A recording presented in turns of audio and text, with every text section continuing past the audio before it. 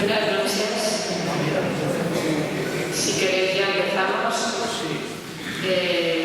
Bueno, bienvenidos a todos y a todas en esta tarde tan desapacible de agradecer la asistencia de todos vosotros a esta nuestra 38 semana ya franciscana. Como todos los años, pues queremos siempre buscar un enlace, un tema que o bien encaja con nuestra línea de la parroquia y que este año es especialmente interesante, me parece a mí, ¿no? Porque sin esperanza no se puede vivir. La esperanza, decía antes, que sin esperanza es el infierno, con lo cual hablar de esperanza y tener esperanza es algo súper importante. Y para eso vamos a empezar en este primer día con un ponente de altura. Vamos a contar con Xavier Parra. Él es psicólogo clínico y además él es amigo de la parroquia porque ha estado desde pequeño, ha sido feligres de esta parroquia. Entonces, bueno, pues con mucho más cariño le recibimos y seguro que nos aporta muchas cosas muy interesantes. Él trabaja, es el coordinador de SERCADE, que es la ONG de capuchinos para el desarrollo y la solidaridad.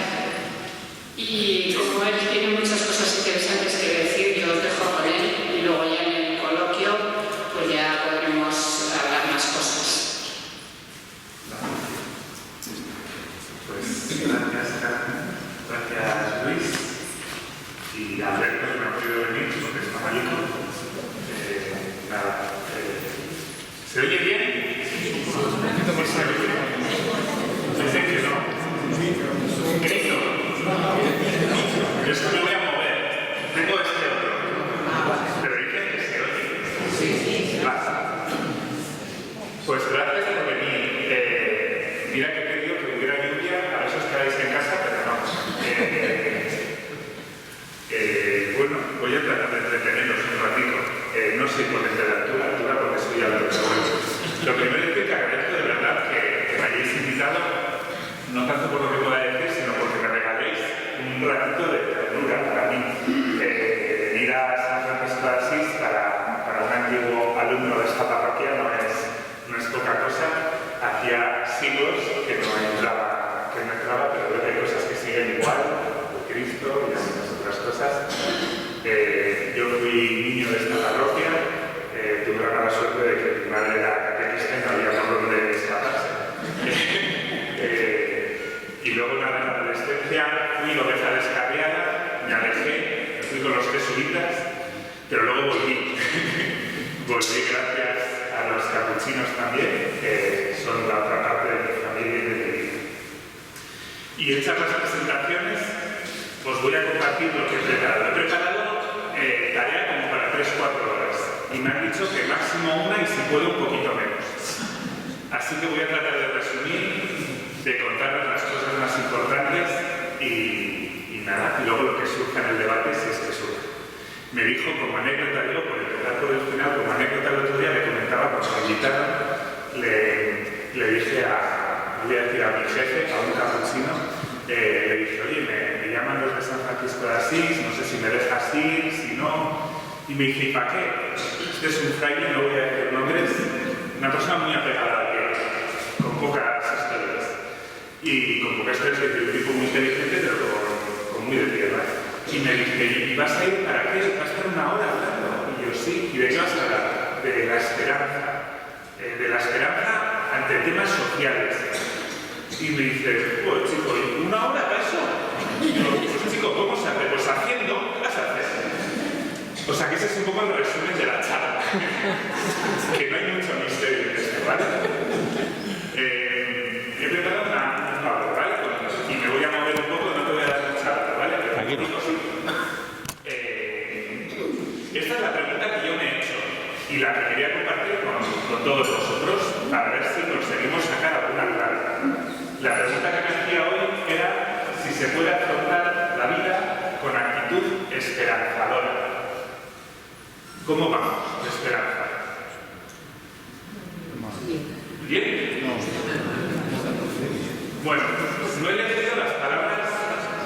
no las he elegido de cualquier manera, las he tratado de elegir porque para mí tienen un significado especial. Algunas de las que he puesto ahí, las que están más en negrita, ¿no? Se puede afrontar la vida con actitud esperanzadora.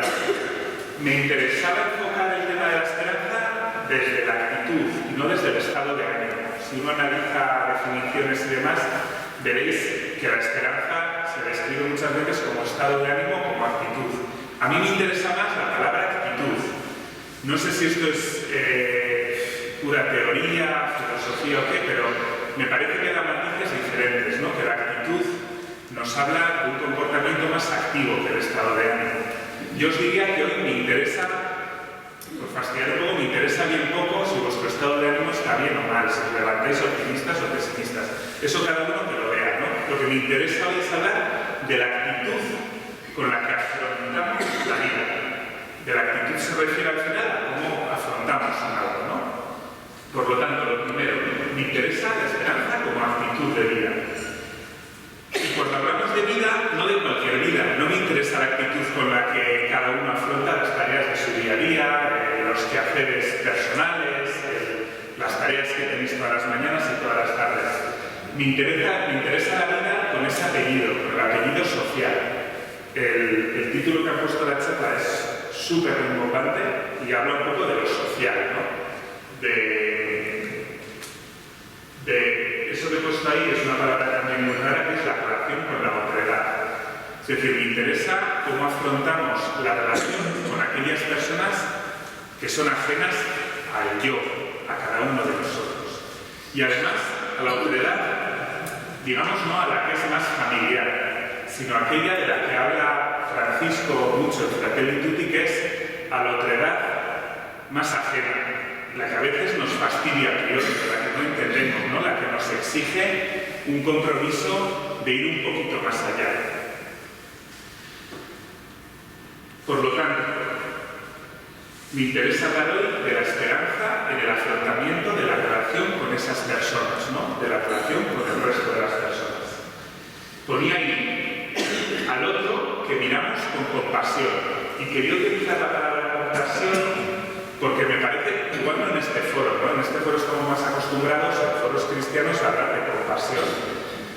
Fuera de aquí resulta más complicado. Yo, para tocar un poquito las narices, porque a veces me dedico a eso, intentaré contaros un poco también, no de mi vida, de la vida que hacemos en Cercade, del trabajo que hacemos, pues suelo utilizar mucho la palabra compasión, porque en espacios civiles, en espacios de relación con las administraciones y así, les cuesta mucho hablar de la compasión, ¿no? Cuando hablas de temas sociales y utilizas la palabra compasión, les escuece.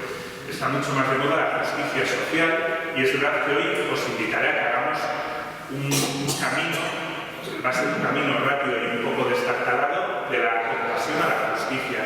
Pero sí me parece como primer punto traer como punto de partida la palabra compasión. Yo creo que Francisco, del que hablaré también, porque tuve la suerte hace 4 años de hacer una lectura compartida, o hace 3 años de hacer una lectura compartida entre Fratelli Tutti y Laudato Si, que me influyó bastante. Entonces, hablaré bastante de Francisco. Yo creo que Francisco nos habla de la necesidad de reincorporar la compasión como elemento fundamental en estos tiempos en los que nos cuesta mirarnos a los ojos, ¿no? Y comprender y entender al otro, reconocer al otro de esta manera. Para mí esta cita de Fratelli Tutti es la cita más bonita que hay en todo el texto. Y es yo creo además que la cita que resume no solamente la encíclica entera, sino diría que las 2 encíclicas que tiene Francisco, digamos, en su doctrina social, ¿no? Laudato Si, Fratelli Tutti. Y esta cita que para mí es hermosísima, que dice: en estos momentos donde todo parece diluirse y perder consistencia, nos hace bien apelar a la solidez que surge de sabernos responsables de la fragilidad de los demás, buscando un destino común. Me parece muy interesante porque aborda toda esa parte que las encíclicas trata sobre los males del mundo. Te habla de un concepto que es muy rompedor, que han traído las tradiciones más radicales del ecologismo, lo han traído, ¿no? Que es hablar del ser humano como ser frágil, no como ser sólido. Esto que nos han venido que somos productivos, que somos fuertes, que somos potentes, seguramente desde tradiciones de pensamiento muy masculinas. Esto se rompe cuando Francisco dice, no, quita, somos frágiles. Y nos hacemos sólidos solamente cuando atendemos a la fragilidad del otro, ¿no? Y ese final me habla del destino común. Bueno, no me voy a entretener mucho, pues no me llevo. Por lo tanto, explicada la pregunta se entiende ya, ¿no? ¿Cuáles son las claves para afrontar el sufrimiento social con esperanza?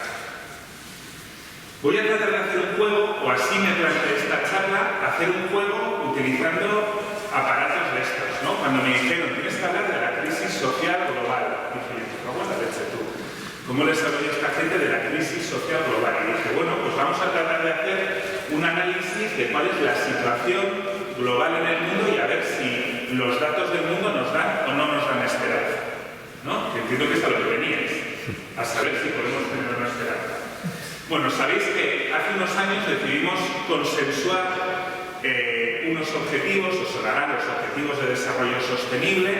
Son 17 objetivos que se ha marcado la humanidad para avanzar hasta el año 2030 en una serie de prioridades. Esto, que no me diga nadie, como no se está grabando, esto sale después de que nos propusiéramos unos objetivos anteriores, que eran 10, los objetivos de desarrollo del milenio, 10 más pequeñitos, más conseguibles, que llegamos a la fecha final y no los habíamos conseguido. Entonces, como somos muy de echar balón para adelante, pues dijimos, bueno, pues ahora vamos con 17, a ver qué tal se va. Como no iban a analizar todos, dije, bueno, voy a elegir 4, a ver qué tal se nos da con estos 4. Y os voy a poner rápidamente ahora unos gráficos que no vamos a entender, pero para explicaros un poco este ejercicio, ¿no? ¿Queríais esperanza? ¿Queríais datos a ver si hay esperanza? Pues vamos a ver si hay. Estos son 4 objetivos. El primero, paz, justicia e instituciones sólidas. Segundo, reducción de las desigualdades. Tercero, fin de la pobreza. Y cuarto, igualdad de género. Casi nada. Bueno, esto, que no se ve además bien del mapa, no hace falta verlo, pero lo explico. Este es un mapa que habla un poquito sobre el tema de la paz en el mundo, ¿no? Ya veis que no se ve mucho. Está cogido de una escuela que tiene la Universidad de Barcelona, muy interesante. Si a alguien le interesa el tema de los conflictos en el mundo, la Universidad de Barcelona tiene una escuela que publica trimestralmente unos informes sobre los conflictos vigentes en el mundo. Ahí aparece Escuela de Cultura de Paz, ¿vale? Y saqué este mapa, que es del último número, que salió en enero, en la que vemos que hay conflictos en el mundo. Sabemos, seguramente, si pensamos en la hora, a todos juntos se nos viene el tema de Ucrania, la primera guerra en muchísimos años en Europa, pero mucho más cerca todavía la cuestión de Gaza. Y luego dos conflictos olvidados que no salen tanto en la tele, pero que son cruentos, son terribles, ¿no? Sudán, ahora están llegando muchos chavales senegaleses, habréis escuchado, tiene que ver también con movimientos que está habiendo también de grandes conflictos en toda la zona del África subsahariana, en Senegal, en Mauritania, en Mali, en Sierra Leona, se habla otra vez de inestabilidad. Digo, este mapa no sé si nos da esperanza, pero conflictos, a verlos, hay unos. Segundo, reducción de las desigualdades, tampoco se va a ver bien. Aquí saqué dos mapas de una cosa que se llama índice de Gini. No os voy a explicar, pero bueno, tiene que ver con si existen o no existen en un lugar determinado desigualdades entre las personas. Este mapa dibuja los países, si son más oscuritos, pues son más desiguales. Y si son menos oscuros, menos desiguales. Vale, 2016 y 2023. Comparé y la cosa no va bien. Algunos países mejoran, otros empeoran. España en particular ha empeorado. Somos un país más desigual que hace 7 años. Digo, pues entonces por esto, esperanza poca. Luego dice, vale, fin de la pobreza. Tenemos un informe muy interesante que hace la gente de EAPN, la Red Española de Lucha contra la Pobreza, que lo que hace es analizar el estado de la pobreza en España. ¿Vale? Ellos utilizan un indicador que se llama AROPE, una tasa AROPE, y aquí vemos, bueno, la tasa AROPE fluctúa a lo largo de los últimos años, desde el año 2004, muchísimo. Y digamos que si en 2004 estábamos en 25%, ahora estamos en 26%. Bueno, no me voy a introducir mucho, pero parece que tampoco mejora mucho la cosa. Y por último, igualdad de género, pues he sacado un índice, hay unos informes que establece la Comisión Europea que analiza un índice de igualdad complicado, con un montón de tasas y de historias, y bueno, saco 2013 estábamos en 63 puntos, ahora en 70. Digo, bueno, pues algo hemos mejorado. Así que me preguntaba, ¿esperanza o desesperanza? ¿Qué dan estos datos? Pues tampoco veía yo si, no sabría deciros si nos lleva a la esperanza o no. Yo las crisis globales sociales no me hablan mucho de esto. Hice otro ejercicio con las lentes que dije, venga, vamos a echar para atrás, vamos a alejarnos del mundo. Y vamos a analizar no los últimos 10 años, los últimos 100, 200, 1000 años. A ver qué tal, ¿no? Y saqué aquí algunas cosas, dije, esto es un poco de poco, pero bueno. Saqué algunas citas, por ejemplo, de otros periodos de la historia. ¿Qué pasaba con la pobreza en el medievo? Bueno, pues aquí hay un textito del Decamerón, que conoceréis muchos, que habla de la escasez, de la miseria, del sufrimiento, de la negación a la ayuda de los pobres, de que la gente moría de hambre. Cogí esta cita, que es de un franciscano, un poco para fastidiar, porque si ya que vengo aquí no van a ser dos palabras bonitas para la parroquia. Pues hay este franciscano, que también en la Edad Media, no sé si le conocéis, Francis Eximenis, un catalán, lo hemos por Valencia, está bien interesante. Pero mira lo que decía, una persona ociosa siempre piensa mal, siempre habla mal, siempre actúa mal. No debe perdonar a quien no realice un trabajo honesto. Este era el concepto de dignidad que había en la Edad Media. Digo, pues hombre, algo habremos mejorado, ¿no? Ahora al menos a los pobres, a los ociosos, un poco se les considera así. Y saqué algunos datos, incluso, oye, las migraciones, ¿es una cosa de la hora o viene de antes? Pues si analizáramos lo que pasó en aquella época, entre los siglos IV y VI, en los que toda Europa, iba a decir, se desfastidió y todo el mundo se puso a migrar de unos sitios a otros, pues es que se movieron millones y millones de personas, ¿no? En el siglo XIX se dice que 60 millones de personas fueron a América.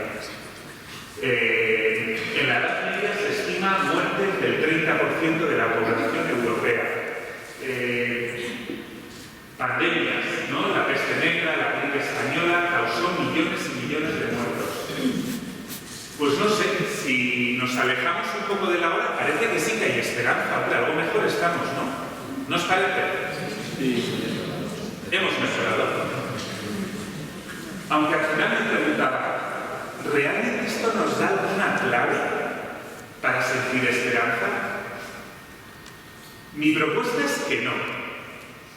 O sea, yo veo todo esto y a mí me pasa lo que yo creo que nos suele pasar a muchos cuando nos hablan de los grandes problemas del mundo. Y es que nos sentimos tan pequeñitos que digo, ¿y a mí qué me cuentas, no? Cuando te dicen, no, es que se está desertificando el planeta. Y dices, me cago en la leche. Yo, más allá de cerrar el grifo más rápido en la ducha, no se me ocurre qué más hacer, ¿no?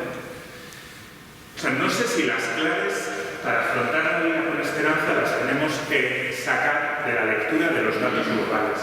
Yo lo primero que os iba a invitar hoy es a no leerlo ahí, sino leerlo en cuestiones mucho más concretas, más próximas y más cercanas. Yo creo que las claves las tenemos que buscar ahí. Por eso ponía esto y os decía que lo que os iba a invitar es a hacer un juego como cuando cogéis en la tablet o en el móvil y hacéis así y ampliáis. Pues hoy vamos a tratar de hacer un juego de eso. Y es que yo os pediría que las poquitas cosas que os cuente hoy las pensemos en el día a día de cada uno de vosotros. En las relaciones concretas que tenéis con personas que sufren, con personas que tienen necesidad de algún tipo, con personas que pueden ser de vuestra familia, pero también personas ajenas, ¿no? Esa otredad, esa gente que a veces tenemos que salir a buscar, que nos encontramos y a veces no les reconocemos, no sentimos compasión porque tenemos brecha, pero que pensemos en toda esa gente, ¿no? En muchas de las tareas que seguramente haréis, muchas de vosotras, como voluntarias de parroquias, de ONGs, de Cáritas, de mil historias, ¿no? Yo lo que se me ocurriría, si es que os voy a dar alguna clave, que van a ser pocas, tiene que ver con que miremos a cómo establecemos las relaciones en esos ámbitos, ¿no? Es decir, me gustaría enfocar la esperanza desde lo cotidiano. Y lo que os propongo, ¿qué tal vamos de tiempo? ¿Bien? Estoy yendo a prometer. Lo que os propongo es que hagamos un caminito en el que, en el tiempo que veo, os voy a tratar de proponer algunas claves, algunas muy sencillitas, otras un poco más rebuscadas, que tiene que ver con transitar las claves para afrontar el sufrimiento social con esperanza, ¿no? Es decir, cómo poder ser solidarios y no morir en el intento, que decía aquel libro, ¿no? Cómo poder hacer un acto de solidaridad, de ayuda al prójimo, sintiendo el optimismo de que estoy tratando de ayudar a resolver algo y a mejorar la vida de una persona. Yo les suelo decir a los compañeros de Cercade que no nos olvidemos no de este mapa, sino de este. En el mundo social nos acostumbramos muchas veces a construir obras sociales que sean cada vez más discursivas, que atiendan sobre todo a los grandes males del mundo, ¿no? Yo creo que desde la tradición franciscana que a mí me han enseñado los frailes capuchinos, creo que nuestra obra social se dedica mucho más a tocar las afueras. Eso es una cosa que decía un filósofo del que luego os pondré un texto, a tocar las afueras, ¿no? A tocar a esas personas, a acompañar a esas personas con las que trabajamos en el día a día. Yo creo que el acompañamiento de las personas nos tiene que llevar hacia un horizonte de justicia social, de trabajo por el bien común. Pero antes de llegar a eso es fundamental pisar tierra y trabajar desde actos de solidaridad muy pequeñitos, ¿no? Hacia el acompañamiento personal. ¿Vale? Esto es como una cosa que suelo repetir mucho para decirme a mí mismo. Porque cuando la ONG nuestra ha crecido un poquito más, pues va acaparando va entrando en algunos espacios que se convierten muy discursivos. El sábado vine ya, aprovechando que venía a Pamplona, estuve unos días con mis padres y el sábado me tocaba pues, representar al Estado español en un foro en una ONG europea sobre personas sin hogar y sobre exclusión social. Y yo hay veces que decía, pues esto es tocar las afueras o esto es una cosa como muy... No perdamos el foco de que nosotros nos dedicamos a lo que nos dedicamos, que es acompañar a gente de la mejor manera posible. Bueno, voy a tratar de ofreceros 5 claves, ¿vale? Y con esto terminaré. Que como sabía que no me iba a dar tiempo de contarlas bien, os las he resumido aquí, ¿vale? Las repaso rápido y luego a ver si da tiempo a adentrarnos en algo. La primera clave que os iba a dar para hacer ese camino de relación social con actitud esperanzadora tiene que ver con una cuestión personal. Yo creo que en el día a día tenemos cada vez más que controlar lo que los psicólogos llamamos los atajos mentales, los sesgos que en nuestra cabeza nos llevan a los prejuicios hacia otras personas. ¿Vale? Ahondaremos un poquito en esto, pero esto quizá sea lo más, no lo más útil porque tampoco os voy a decir nada, pero sí como la clave que me gustaría poner encima de la mesa. Bueno, luego vamos, controlar nuestros ataques mentales para evitar el prejuicio. Para mí esa es la primera parte, porque el prejuicio nos lleva siempre a la desesperanza, a la pérdida de confianza en el otro. Y en cambio, yo creo que si conseguimos serenar los prejuicios, podemos tener esperanza y optimismo en esta relación de ayuda y de la otra persona. El segundo punto que me gustaría compartiros es que creo que tenemos que tratar de entender las causas de la pobreza más allá de las causas inmediatas, ¿vale? Que cuando os enfrentéis a una relación con una persona que sufre, que vayáis un poquito más allá de lo primero que se nos viene a la cabeza, que tiene que ver con la razón por la que esta persona está sufriendo, y que tratemos cada uno de nosotros en la medida en la que podamos y con lo que se nos ocurra y con la compañía de los grupos con los que estéis, de analizar un poquito más allá las causas de esa pobreza. El tercer punto que me gustaría compartiros es que, en efecto, yo creo que el punto de partida es la compasión, pero tenemos que avanzar hacia un sentido de justicia social.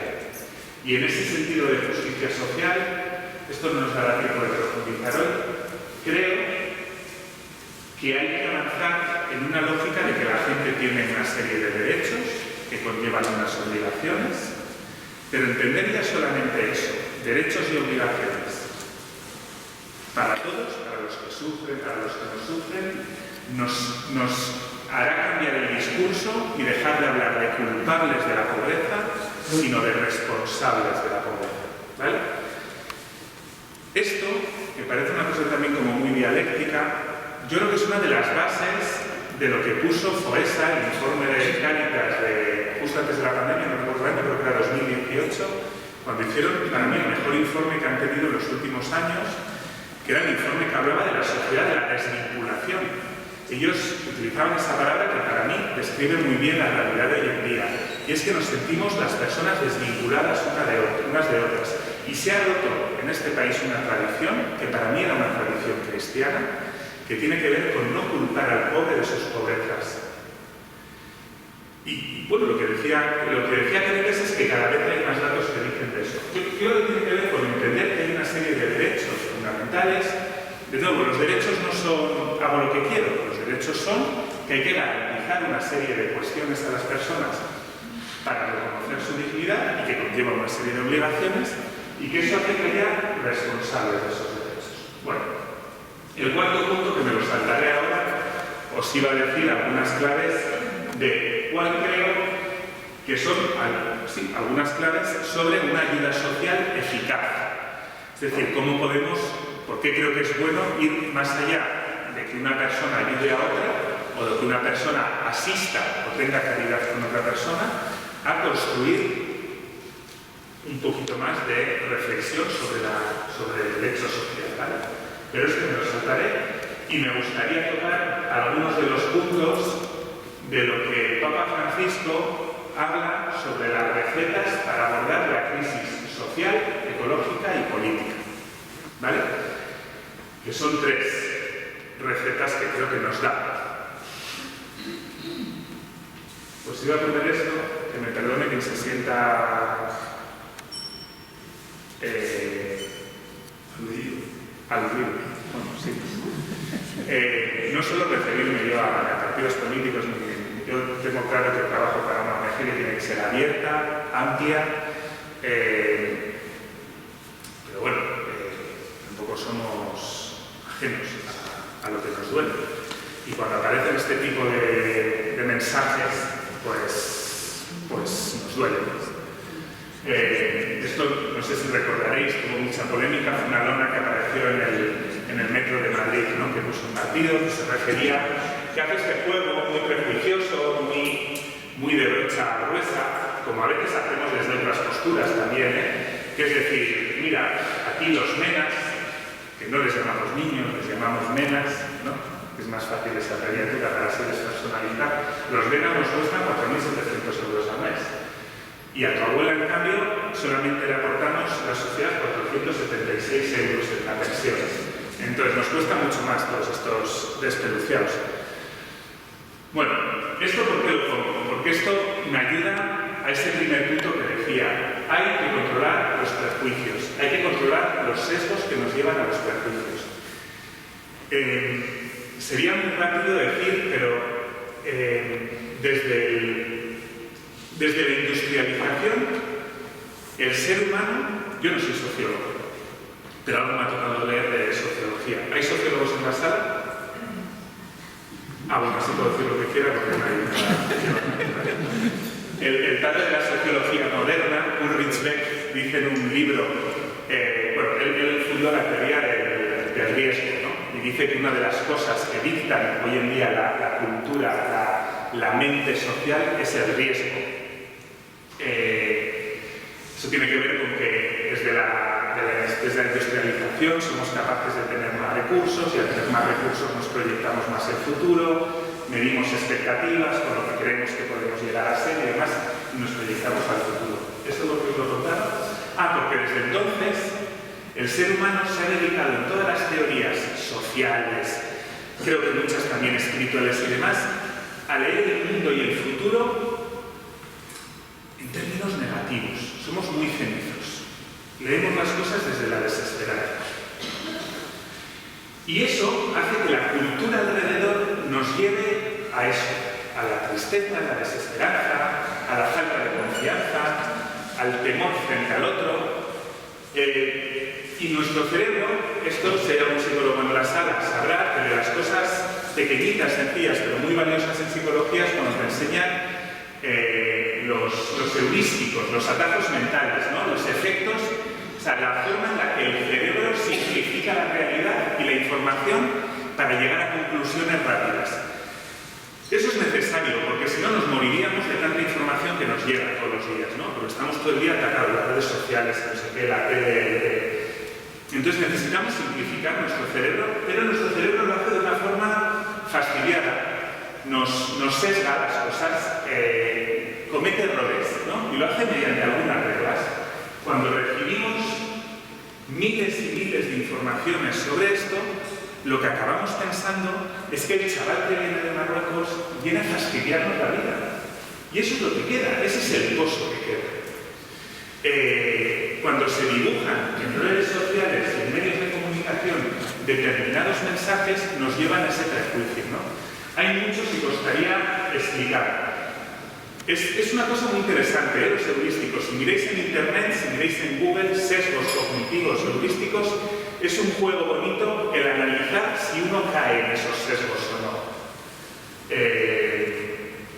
Yo lo que os diría lo primero es que creo que tenemos que tener una cierta serenidad ante las reflexiones que implican juicios ante terceras personas. El Papa Francisco, en Fratelli Tutti, hoy me ha hecho una entrevistilla para el Camino Compartido, ¿no? Y me hablaba, oye, es importante que los cristianos pasen de la oración a la acción. Y digo, sí, pero volvamos a la oración también.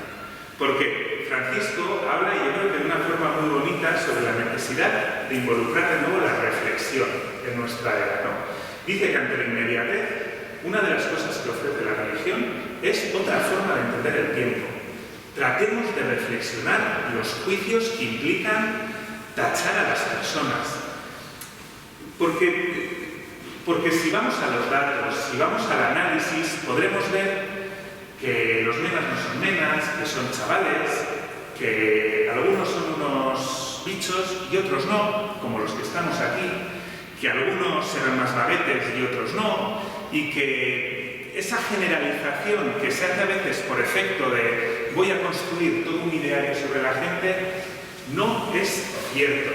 Es una simplificación burda que implica la consideración de que el otro es un delincuente, ¿no? Y yo creo que lo primero es evitar esos prejuicios para hacer una relación de ayuda, para que sintamos esperanza en lo que hacemos. Bueno, esa era la primera. ¿Vale? La segunda, yo os decía que había que analizar las causas más allá de las inmediatas. Sí, todo esto, para que lo pasemos. Bueno, tenemos tiempo.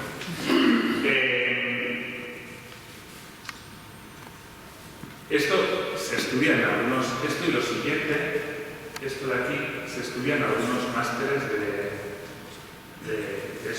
enfoque de derechos y cosas así muy chulas que se ponen ahí. Bueno, lo que tiene que ver es que todas las situaciones de pobreza y de sufrimiento tienen causas que van más allá de lo que de un rápido vistazo vemos, ¿no? Os pongo esa pirámide, hay causas inmediatas en las situaciones de pobreza, hay causas subyacentes que van más allá de esas causas inmediatas y hay causas estructurales de las condiciones de pobreza. Y normalmente cuando actuamos, cuando tenemos una actitud de atención a la vida social, de atención al sufrimiento, solemos actuar sobre las causas inmediatas, ¿no? Es esa cosa de, pues necesito algo, pues toma, ya te lo doy, ¿no? Tengo hambre, pues toma, comida. Os decía aquí, ¿no? Pues no tengo para comer. Entonces, la causa inmediata es que me he gastado el dinero de la pensioncita que tengo y entonces, ¿qué hago? Pues te doy dinero, te doy comida. bueno, si hacemos un análisis un poquito más sereno, yo creo que nos puede llevar a dar respuestas algo más ricas. Si analizamos las causas que hay detrás, pues veremos que no es que se ha quedado sin dinero, es que igual el balance entre ingresos y gastos no lo tiene bien, ¿no? Y entonces, bueno, pues podemos ayudar a que la persona avance un poquito más y dé otra respuesta que no sea el dar dinero, ¿no? Y podemos mirar pues otros mecanismos de protección social, ¿no? Que mejoren la cantidad de ingresos de la gente. Y si vamos un poquito más allá y analizamos las causas estructurales de la situación de pobreza en la que está determinada persona o un grupo de personas, pues podemos llegar incluso a dar respuestas mucho más ricas, ¿no? Pues que igual no es un problema de falta de ingresos, igual es un problema de que no tiene las capacidades suficientes y hay que entrenarlas y hay que hacer programas de formación y empleo. Aquí me metería cosas más de la ONG. Entonces, me alejo un poquito simplemente para decir que creo que de la misma forma que ante los prejuicios, ante las valoraciones que nos llegan sobre las personas, sobre esa otredad, hay que tener una cierta reflexión y paciencia para poder responder. Creo que para analizar las causas de su sufrimiento también. ¿Cuántas veces la gente que sois aquí, estoy convencido que seréis muchísimos y muchísimas voluntarios y voluntarias en actividades sociales, cuántas veces acabamos juzgando rápidamente a la otra persona, ¿no? Yo no sé si en esos juicios siempre hay una cierta serenidad, sino que a veces hay una mirada a esas causas inmediatas y yo creo que lo que os invito es que analicéis las causas que van un poquito más allá. Bueno, esta me la salto porque yo le he un poquito lo de... Yo esto por daros algunos matices de cosas que yo estoy tratando de incorporar a Cercade. Cercade como obra social de los capuchinos. Mientras me dejen los capuchinos, aquí hay uno, o sea que si me escucha demasiado igual algún día me corten. Y además hay uno que está en la junta directiva de la entidad, o sea que es jefe. Algunas claves que para mí son importantes. Yo creo que Juan Carlos estará de acuerdo, porque hemos compartido algunos momentos con Juan Carlos y yo y creo que está de acuerdo. Lo primero es que tenemos mucha tendencia a pensar en mis pobres, ¿no? En mi cuota de poder, en esto lo hago yo. Incluso aquí, como hay otra compañera también, que cerca de Miriam, me entenderá, ¿no? Yo con Miriam, que tenemos un proyecto muy bonito que conoceréis, el voluntariado geriátrico, en el que acompañamos a personas mayores. Muchas veces decíamos, nos están robando la tostada, ¿no? Es que estos de la Caixa se han puesto a hacer temas de soledad no deseada y es que van a ir todos con ellos, o es que estos del otro lado, yo creo que tenemos que mirar con una cierta serenidad cuando pensamos en mis pobres y tenemos que ver cómo organizarnos en una red de trabajo mucho más amplia, ¿no? Y cómo colaborar. Me consta que algunas entidades de algunas parroquias lo estáis haciendo. Yo es una premisa absoluta en Cercade. Todo lo hacemos en red. Yo invierto casi más horas de trabajo para otros que para Cercade. Y lo hago también porque creo que eso es positivo para la entidad y también para la sociedad, ¿no? En que colaboremos. La segunda es que creo, esto me atrevo a decirlo aquí y me diréis que es mentira y tendréis palabra, ¿no? ¿Vale? Pero lo digo por si pincha un poco. Creo que incluso en el camino sinodal que se está haciendo hay una excesiva autorreferencialidad.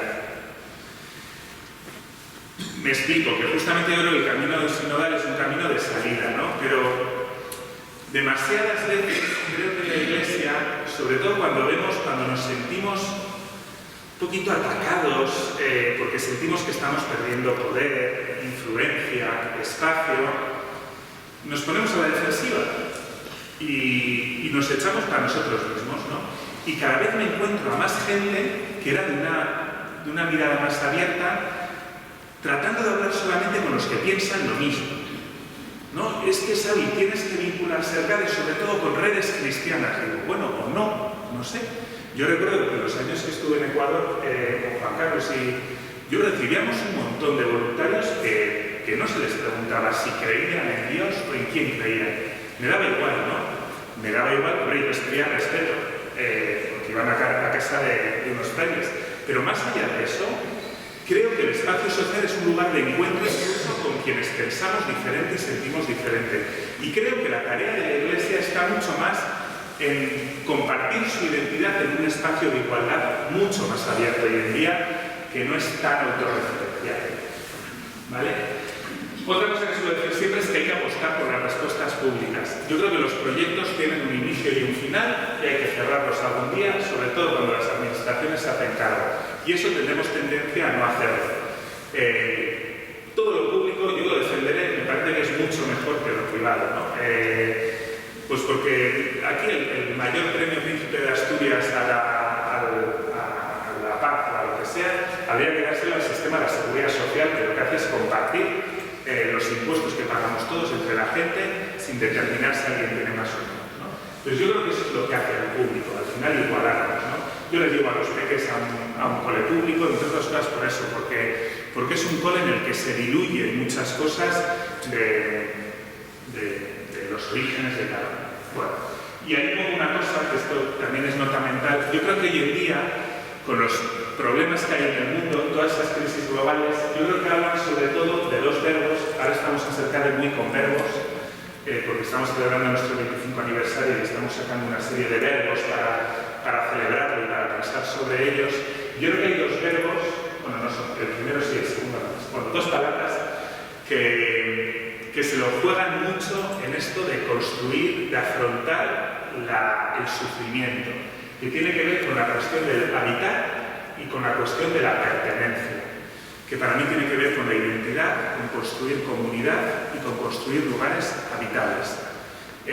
Yo creo que nosotros trabajamos con personas mayores, con personas sin hogar, con migrantes, con chavales que están tutelados por la administración, y luego en Ecuador, Venezuela y México, con pueblos indígenas sobre todo, y creo que en todos estamos hablando siempre de la cuestión de la pertenencia, de cómo se sienten estas personas pertenecientes a una sociedad y con construir lugares habitables. Vale, y por último, tengo tiempo, ¿no? Yo creo que es una productora, me veis, voy a la hora. Yo os decía, las últimas claves, no sé si os he dado alguna clave, bueno, algo habré dicho, no sé. Las últimas claves tienen que ver con... Yo os decía que hice un trabajito para la Escuela Superior de Estudios Franciscanos, que hay en Madrid, que es una escuela de la familia franciscana, en la que hice una lectura compartida entre Fratelli Tutti y Laudato Si. Me parece que son dos encíclicas que hablan muy bien entre ellas, ¿vale? Que dialogan muy bien y que además construyen un relato muy chulo. Y Francisco ahí en esas encíclicas habla de una triple crisis que estamos viviendo. Dice una crisis ecológica, una crisis social y una crisis política.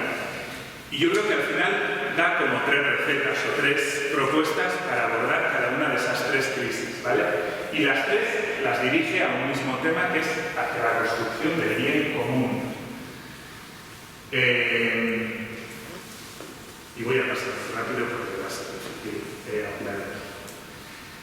Yo creo que uno de los verdaderos mensajes que hace el Papa Francisco en Fratelli Tutti y Laudato Si no es cuidar el planeta y acoger al migrante, sino que tiene que ver con esto, con que hay que desarrollar una revolución cultural. A mí me parece que habla mucho de cultura.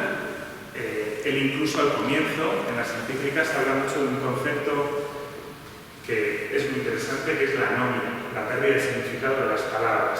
Un psicólogo que se llamaba Durkheim, que quiere leer, Durkheim, que estudió los procesos de anomia en el mundo, es muy interesante.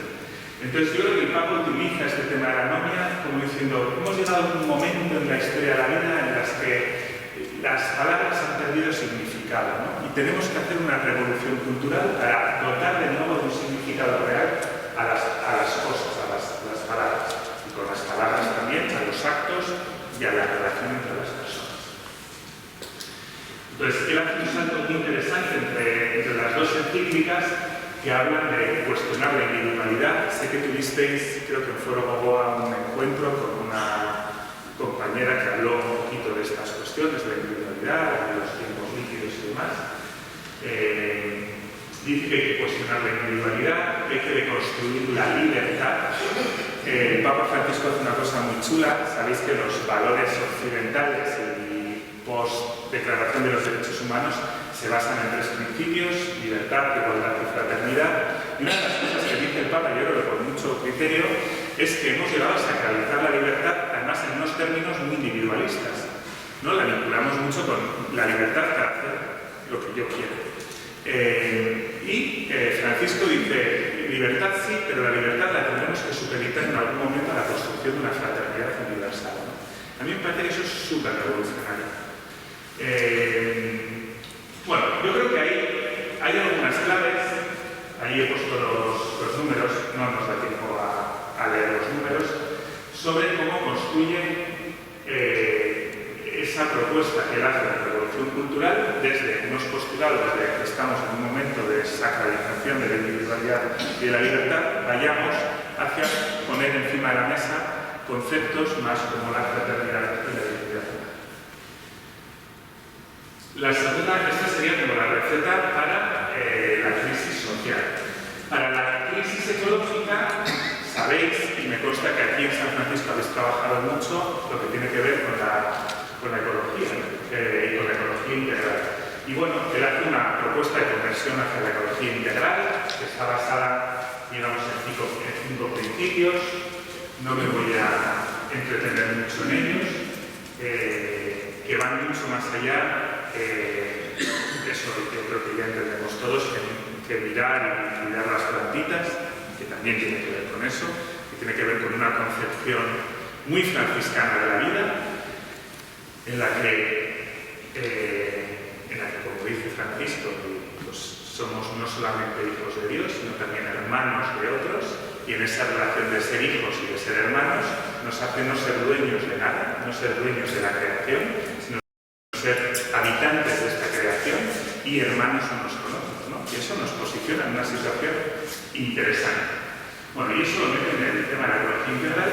Y por último hace una cosa que es rara y que se la ha criticado mucho, ¿no? Porque él hace unas encíclicas muy políticas. Se mete en faena.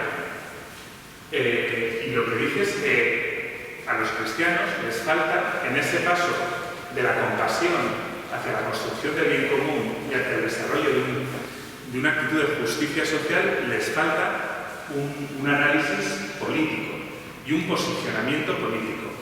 Y un posicionamiento político que no significa votar a la derecha, a la izquierda o a unas sí o a otras, sino poner en la política una serie de valores que los enmarca en su propuesta de política caritativa o de política del amor, que yo la resumía en esos 6 puntos.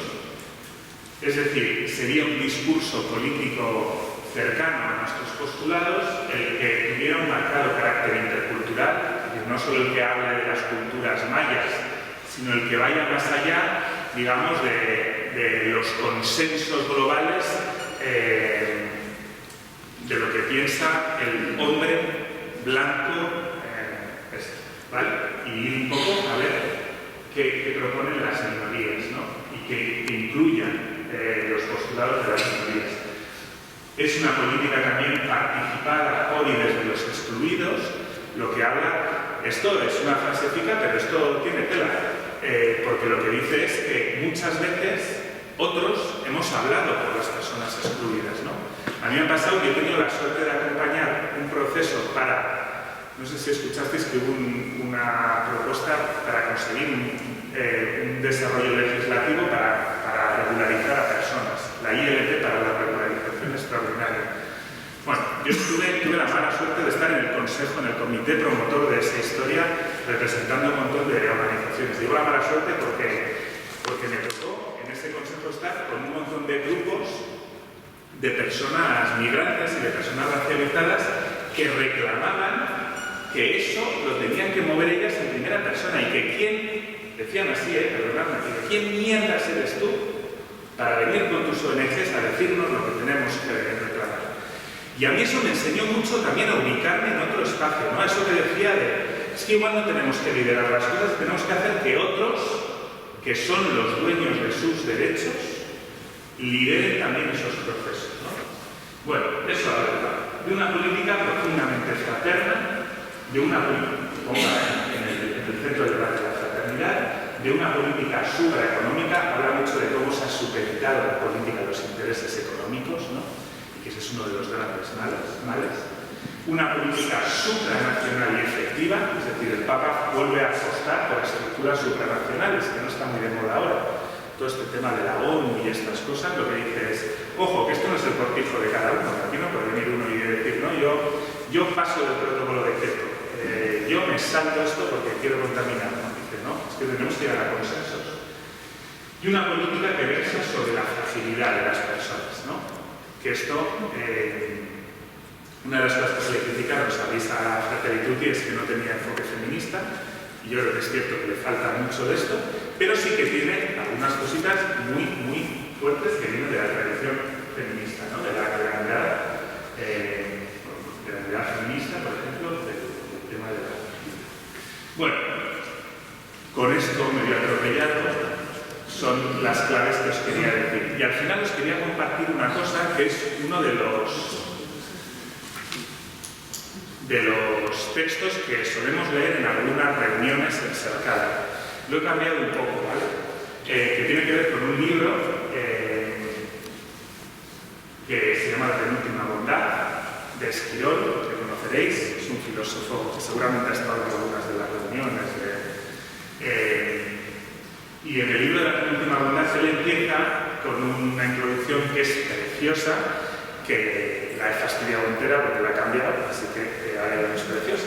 Pero he cogido algunos de los términos que utiliza porque me parece muy interesante. Esquirol hace una defensa de lo concreto, de lo cotidiano, ¿no? De lo cercano, de la proximidad. Y si os parece, para terminar, y no aburriros más, lo iba a leer con vosotras. Digamos que dice, o decimos, nuestra condición es la de las afueras vividas y compartidas con esperanza. Una esperanza que convierte la vida en sentir la vida. Ahí donde no hay plenitud, porque en las afueras a veces es difícil encontrar relaciones con esa otredad que sean plenas. Son relaciones rotas a veces, ¿no? Pero sí son relaciones de afección y de deseo, de misterio y de capacidad de confiar a pesar de. En las afueras, dice Esquirol, el mal es profundo, pero la revolución es que la bondad todavía sea más profunda. Dice, aquí en las afueras nada tiene más sentido que la esperanza, el amparo y la generosidad. Es una esperanza que mueve las afueras en la buena dirección hacia la comunidad fraterna que vive. Una esperanza que convierte la vida en capacidad de vida. Y con esto y mi bizcocho, hasta mañana.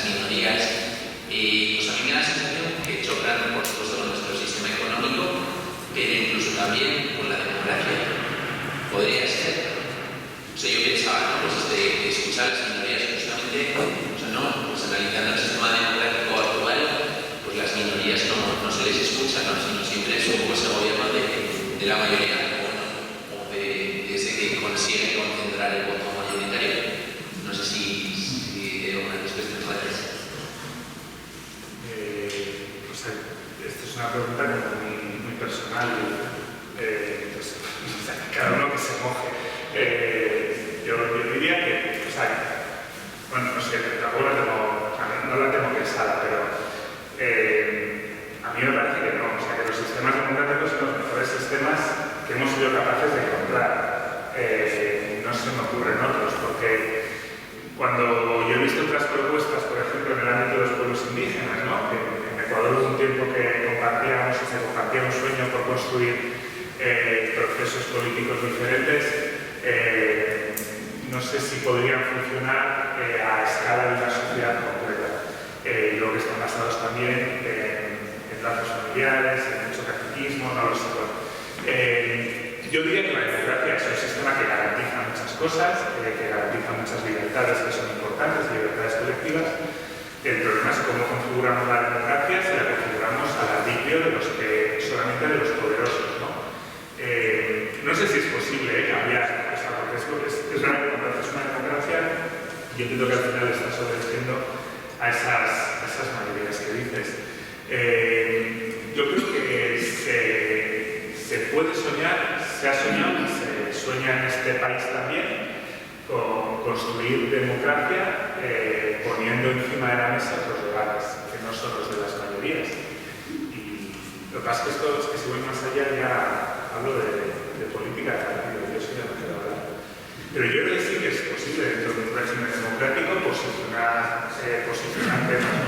Yo creo que por eso cuando habla Francisco de la política del amor, yo creo que nos invita a una cosa que no está muy extendida, que es a que seamos parte de la incidencia política. Yo creo que desde espiritualidades como la franciscana, a mí me parece, yo como soy muy fan de esto, creo que tenemos la respuesta a los problemas del mundo. Entonces, yo trato de llevarla a los pocos espacios de incidencia política que tenemos, ¿no? Pues, por ejemplo, posicionando que haya una buena estrategia nacional de trabajo con personas sin hogar, peleándome, no solamente yo, sino muchas otras entidades, pero peleándome mucho con el gobierno, por ejemplo, pues para que deconstruya el sistema, la política de asilo y refugio, que para mí es absolutamente exclusógena y que lleva a la gente a la miseria, demandando que haya un cambio legislativo en el que se entienda que 500.000 personas viviendo en irregularidad en España es una indecencia y que eso no se resuelve con muchas caritas parroquiales o con montar, no, que eso exige darle al botón de reiniciar el sistema, ¿no? Y que no hay otra, que hay que reiniciar el sistema porque nos la jugamos todos en que la gente tenga acceso a un mínimo de derechos, ¿no? Y yo creo que son todo propuestas democráticas, pero en las que, bueno, pues que hay que intentar posicionar otros debates, ¿no? Se me ocurre, no sé. Como mediante ti citaba que no creo que ninguno asistente a este foro lo marque a la baja, nos describes con palabras un título de conferencia óptimo, camino de esperanza, y además lo haces sin hablar mal de nadie, aunque empatas con esperanza, un referente de salvo de apellido es genial. A lo que íbamos, el bien común que nos citas, yo como estoy versado un poco digo que es un común bien escaso, porque no obstante nuestros limitados pasos personales para alcanzar ese débil y objetivo sideral con el que un día nuestra exposición, que es el amor y la vida, esos pasos no consiguen jamás llegar a la solución. En consecuencia, decía un famoso, no venido menos, ¿qué ente, organismo, tecla, solfa, a quién hay que apelar para que todas estas tesis bonancibles dejen de ser caminos y sean finalmente solución? Yo, si este va a ser el nivel de preguntas, me lo voy a decir. Y yo qué sé. No sé si hay posibilidad de que esto sea solución. Es que la vida no es esa solución, ¿no? La vida es más camino. Y en ese camino, pues tratar de tirar para un lado o para otro, no sé.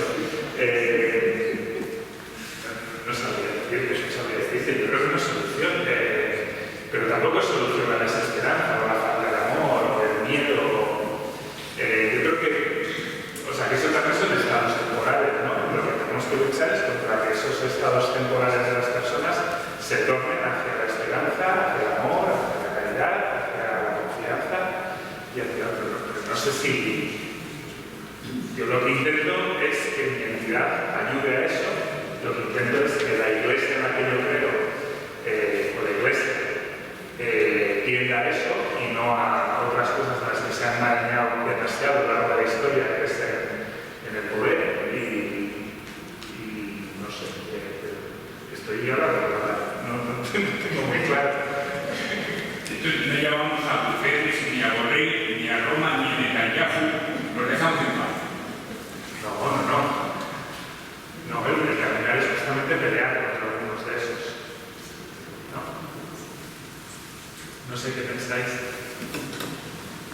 A mí, si me permites, me cuesta también mucho, sobre todo en el tema de las guerras, habiendo más de 50 conflictos armados en el mundo y llevando 3 años en la guerra de Ucrania y viendo toda la masacre que se está haciendo y el genocidio de Palestina, hablar de esperanza, la verdad es que es difícil. No sé cómo lo es. Pues posiblemente, pero yo lo que os invito es que, o sea, hasta qué punto, y si se fuera resolviendo el conflicto, o sea, el conflicto de Siria parece que se ha ido resolviendo, pero saber no lo que está lleno de otros espacios, ¿y eso nos da esperanza? Pues a mí tampoco mucha. O sea, el tema de que un conflicto esté activo o esté latente no sé si me da esperanza. Yo, sinceramente, lo que creo es que a mí me interesa mucho el conflicto palestino y el ucraniano y mucho más, porque me toca más de cerca los problemas políticos que hay en Senegal, los problemas políticos que hay en Mali o en otros países, ¿no? Porque a mí es verdad que en mi trabajo me toca mucho más de cerca, ¿no? Saber que el pueblo de no sé quién persona que acompañamos realmente está en medio del conflicto. Pero yo creo que la esperanza, o sea, no sé, que no te puede paralizar eso, porque eso es inabarcable. ¿Y quiénes son? Sois unos pelados frente al conflicto palestino. Yo también, no podemos hacer nada frente a eso. Pero sí frente a otras pandemias que tenemos muy cerca, ¿no? Yo hablo de las que yo conozco, pero en España viven en la calle todos los días 35.000 personas, 40.000 personas. Viven en la maldita calle, en un país civilizado, potente. Pues eso sí está en nuestras manos resolver. Y no sé si eso tanto, pero sí que eso no ocurra en Pamplona, que no ocurra en nuestro entorno, ¿no? El que existan delitos de odio permanentes contra algunas de estas personas que huyen de esos países por sus conflictos, eso también es parte de lo que nos toca en el día a día, ¿no? El Papa Francisco apela a una cosa que es preciosa en su encíclica, que es la amabilidad. Simplemente eso, la amabilidad. Yo defiendo muchísimo el que seamos capaces de hacer relaciones mucho más cordiales y más amables. ¿Eso resuelve nada? Para nada. Pero creo que realmente eso genera esperanza alrededor, ¿no? Yo creo que, no sé, es un escudo. Yo tengo un cuento, hoy no da tiempo, yo tengo un cuento que a veces cuento sobre cómo acogemos a un tipo de Senegal, que además pongo sus imágenes reales y demás, y a través de eso hablo de cómo en esta relación concreta tratas de apoyar, tratas de poner un plano de arena para resolver una parte del conflicto, de la razón por la que sale, ¿no? de la desaparición de los peces en el mar de Senegal, de la desertificación del interior, de toda la invasión de las empresas francesas y españolas a los mares de Senegal. No, yo contra eso no puedo hacer nada, pero sí que puedo inmiscuirme en que haya una política de acogida digna para esta persona que huye, entre otras cosas, porque yo consumo lo que consumo. Buenas tardes. Quería dar las gracias por todo lo que estás comentando y hablando, pero bueno, para no alargarme, quería hacer un poco autocrítica y precisamente por lo que has dicho, ¿no? Que creo que has comentado que la esperanza se hace caminando o se va adquiriendo caminando también, ¿no? Con la esperanza. Entonces, la autocrítica es que todo lo que estamos aquí hablando también nos fijamos mucho fuera de nuestro país, fuera de nuestro entorno, fuera de nuestro lugar. Que claro, como nos pilla, también nos bombardea con los medios de comunicación, pero que también como nos pilla muy lejos y nos vemos muy pequeños, pues mira que bien, casi como que no puedo hacer nada, ¿no? Porque nada, un granito de arena en el mundo. Pero sí que apelo, y es la autocrítica, a que en nuestra ciudad, en nuestro país, también como estás hablando, hay muchos conflictos. Y a lo que decía el joven de antes sobre la democrática, también creo que por ahora la que conocemos que es la mejor forma política, parece que hay, por lo menos hasta lo que conocemos. Pero, claro, ¿qué hacemos nosotros? Votamos cada 4 años y quizá la semana anterior nos ponemos a reflexionar algo para el voto nada más y ya está. Pero nos comprometemos realmente con nuestra sociedad, nos comprometemos con las gentes que lo pasan mal. En algunos momentos hay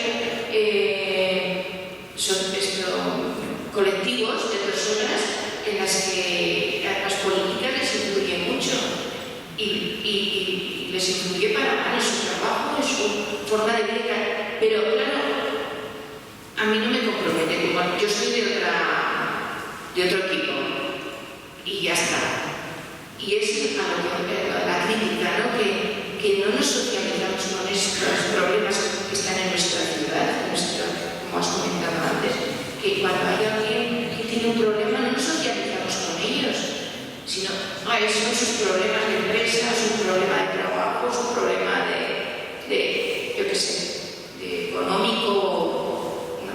Y yo creo que tenemos que estar por aquí, no fijarnos solo en el mundo, que nos pilla muy lejos. Sí, yo creo que los conflictos lejanos hay que comprenderlos, ¿no? Y hay que tratar de estudiarlos, interesarse por ellos, pero no sé si están tanto al alcance de todos nosotros, no sé. Yo creo que hay que mirar más por... Se participa en la vida política no solamente votando cada 4 años, sino por medio de la participación social, ¿no? Pues, por medio de los voluntariados, de ser parte de una asociación de no sé cuántos, pues no lo quiero llevar tampoco a lo tonto, ¿no? Pero pues participando de otra manera también en asociaciones y en espacios más cercanos, ¿no? Las asociaciones de vecinos, las asociaciones de barrios, las parroquias. Yo creo que hay una pérdida de tejido social y entre la gente joven creo que mucho más todavía, ¿no?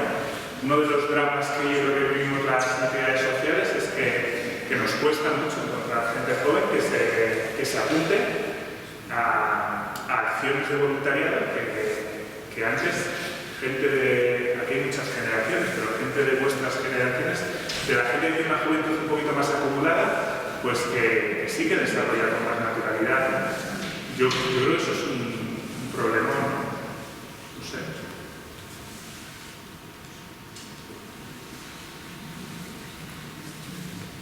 No sé si hay algún comentario más o alguna pregunta. Pues quería animar y esperar para salir con esperanza.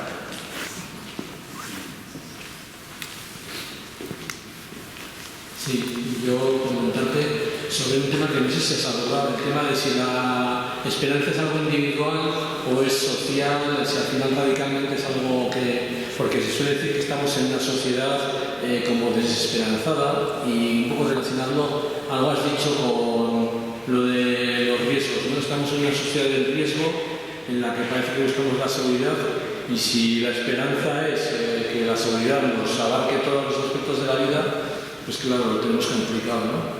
Pero bueno, yo quería ir más por el tema de eso, de si al final es algo individual o también hay una esperanza social que se puede trabajar un poco entre todos, con actitudes o con algún formato que sepas que funciona. Para mí, lo que yo vengo a defender es que la esperanza sobre todo una actitud, ¿no? Una actitud hacia la relación con nosotros y hacia la ayuda. Por tanto, la esperanza tiene que ser algo que si lo llevamos al término individual, me parece que es algo que se vacía, que se rompe en el propio ser humano. Yo creo que como también lo siento así, cada uno tiene sus caras, ¿no? Y mi cara también es que yo cuando la fe en determinados espacios se vive como una experiencia muy individual, yo creo que en algunos grupos hoy en día la espiritualidad lleva más a eso, a la vivencia más individual. A mí me parece que se vacía de contenido, pero porque para mí la fe es un motor para enfrentarme a ese hermano puesto ahí al lado con el que tengo que tratar de resolverlo. Entonces, yo entiendo que para mí la esperanza es eso. No sabría decirte más recetas. Leía, no sé quién le comentaba antes, creo que antes en el curro hemos estado con Miriam, con otro compañero, les comentaba que había este fin de semana una entrevista a una activista estadounidense en un medio de comunicación que le preguntaba la última pregunta después de analizar el mundo y los males y todo esto, le decían, ¿y la esperanza? Y esta decía, la esperanza es una total, la esperanza no sirve para nada, lo que hay que hacer es hacer las cosas porque sí, por principios, porque te lo crees. No sé por qué se nos surgía esto. A mí me parece que la esperanza tiene que ser algo que nos impulse a lo social. O sea, todo lo demás es autorreferencialidad y iba a decir humanismo, no sé. O sea, es lo que Francisco habla de la autorreferencialidad. Él cuando habla de la revolución cultural, justamente lo que dice es hemos convertido la libertad en un término autorreferencial. Se refiere solamente a nosotros mismos, ¿no? Y hay que llevarla a un término supeditado a la fraternidad, a la construcción de la fraternidad.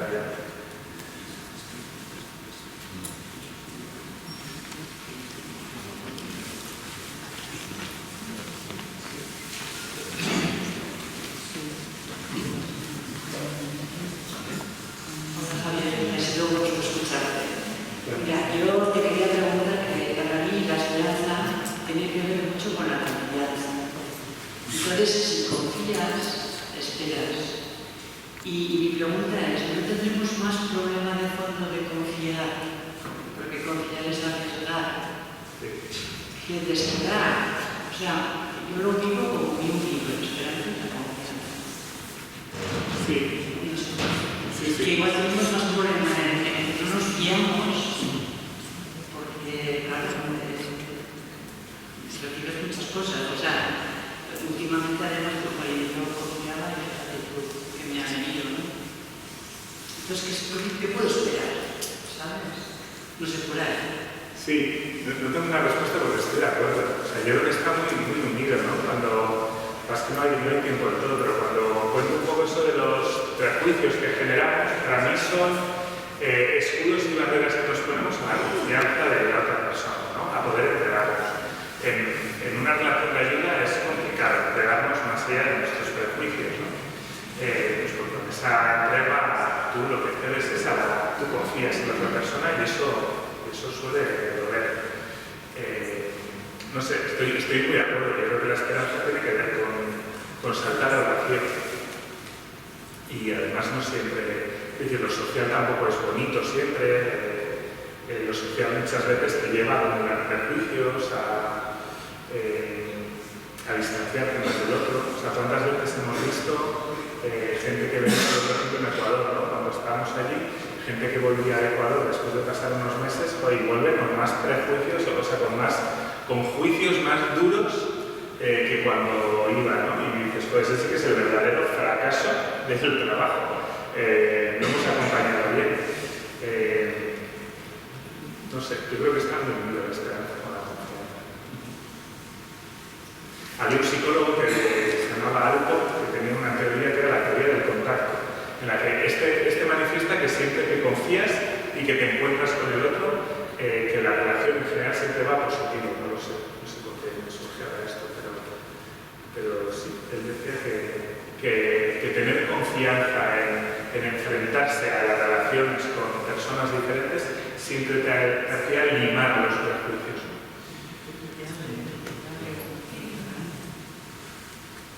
Hola, Javier, un gusto verte. Quería comentarte que todo lo que has comentado, toda la acción social que estás haciendo, está dentro de una estructura de fe cristiana, ¿no? O sea, quiero decir que si una persona no tiene esa fe cristiana o no sabe lo que tiene, es muy difícil que pueda participar de forma activa. O sea, no quiero decir con esto que lo que estés haciendo no sea fantástico, pero siempre con unas raíces de un contexto de fe cristiana, ¿no? Me ha parecido entenderlo. Había una persona que es un diagnóstico, que no tiene una fe la esperanza. Bueno, la esperanza es fe, ¿no? Cuando se habla de esperanza y confianza, yo creo que hay una idea de trascendencia, era la sensación menos. ¿Es así? ¿No es así? O sea, no radical en cuanto a que, o sea, Cercar es una organización, o sea, la obra social que tenemos es una organización de raíces cristianas, franciscanas, así la configuramos y así la definimos, pero absolutamente abierta. Tan abierta como que tenemos 450 voluntarios en toda España y, vamos, apostaría los dedos de las dos manos que la gran mayoría no son especialmente activos en su fe cristiana. En algunos proyectos más que en otros, ¿no? Algunos proyectos que surgen desde una experiencia más parroquial, pues sí, pues suele haber esa vinculación. Pero tenemos, por ejemplo, un centro de día en Madrid que es el centro de día que atiende a más chavales subsaharianos de toda la capital, que ayuda a gente de todos los pelajes, que dicen cristianos, musulmanes, agnósticos, ateos y además no hay un intento de pedirles, hay un ofrecimiento al que quiera, un ofrecimiento abierto, el que quiera meterse e involucrarse más en otras cosas, sí, y hay un relato, sí, o sea, les contamos. Pues creo que, además, en el ámbito franciscano es muy fácil, porque la figura de San Francisco de Asís y todos sus, o sea, yo creo que son muy abiertos al mundo y entonces, bueno, pero en ningún momento es una barrera. O sea, nosotros, Cercare, más allá de desde dónde se construye la obra social, Cercare es una organización que se dedica a acompañar a personas y a prestar una serie de servicios. Yo esto lo tengo marcado en sangre desde que empecé a currar con los frailes, que es que, y se lo digo a todos los compañeros, a mí me interesa bien poco las experiencias personales que tengáis cada uno. Quiero decir, cuando me pongo con la chaqueta de director o lo que sea, a mí me importa tres pepinos que tú te sientas muy autorrealizado, lo que sea. Yo lo que te pido es que seas justo, útil y profesional en el trabajo que tienes que hacer. Quiero decir que hay pocas historias. Tenemos trabajadores sociales, abogados, educadores y demás, y a esta gente lo que se les pide es eficacia en su trabajo.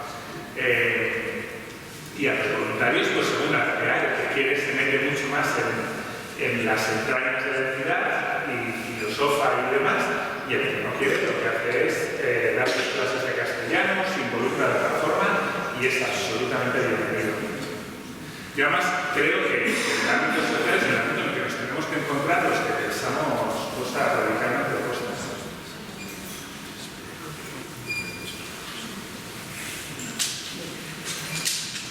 Si hay alguien más.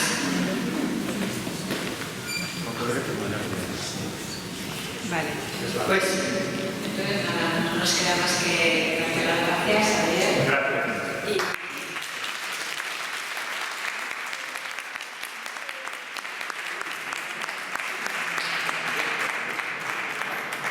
Antes de que vayáis, hay libros que se venden y han estado un poco al tanto si queréis comprar algún libro. Y deciros que mañana a la misma hora, a las 7:30, así como Xavier nos ha hecho mucha